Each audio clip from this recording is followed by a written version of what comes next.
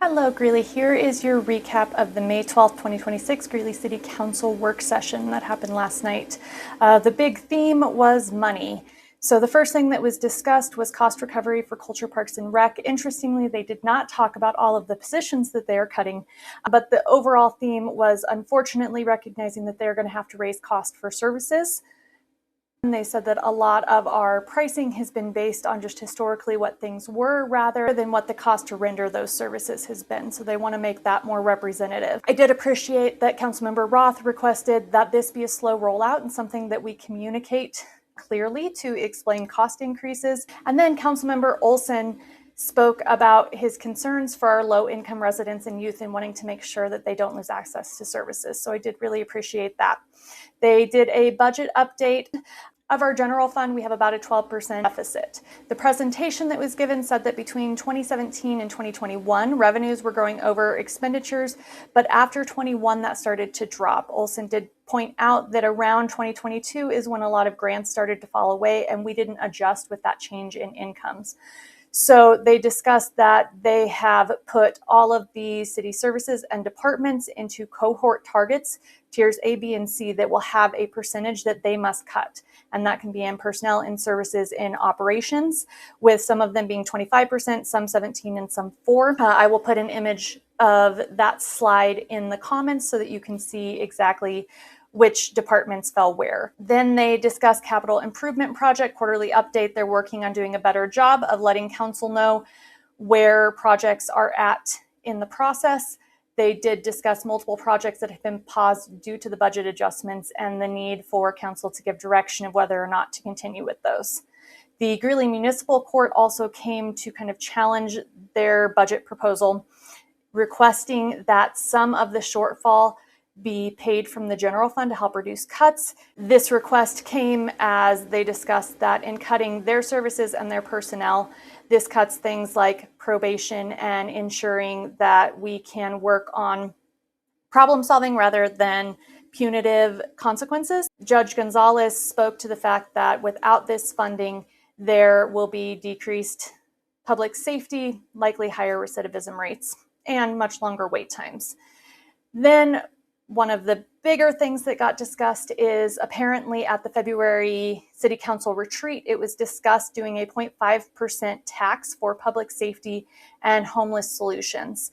This discussion got pretty tense. As you could probably expect where that split was, there was a split between those on council that wanted public safety and homeless to be included in one, feeling that they go hand in hand, and multiple members who believed that public safety increases and homeless solutions increases should actually be different tax increases that people vote on. The city cautioned around having too many ballot measures in which we're voting on a tax increase and how that would split things. Then it got more tense as Councilmember Olson again brought up that he never wants to use COPs again, and that perhaps they should look at a tax increase to cover downtown and West Greeley.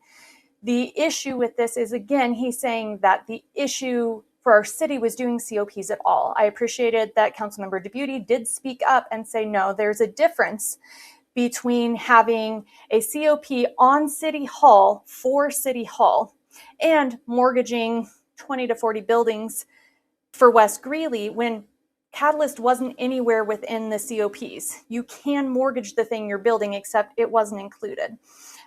This turned into a pretty tense argument where Olsen continued to state that there's no difference in COP use between using 3 and using 40, and spreading that same narrative that he has that our issue is in and of itself just the COPs, not the amount of the COPs, not what the COPs went towards, and not what it was we chose to mortgage.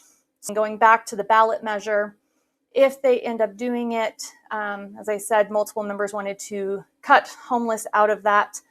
But if they do them together, there was also discussion of having a sunset on the homeless portion of it, which would mean of that 0.5%, it would continue for public safety indefinitely as an added tax. However, for homeless solutions within 5 or 10 years, it would then go away and have to be revoted on.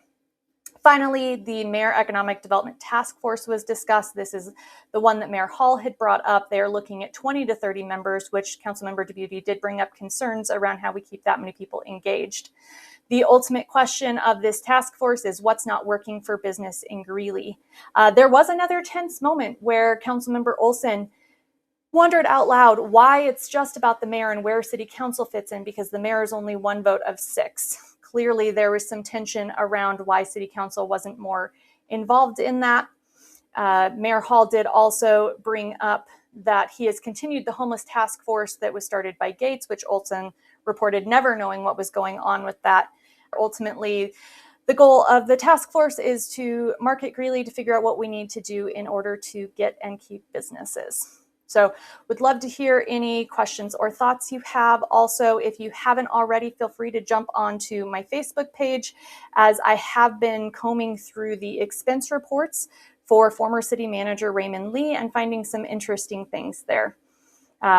Because it's pictures and a whole lot of text, I haven't posted that on all platforms. But I hope everyone has a wonderful rest of the week, and we'll talk soon.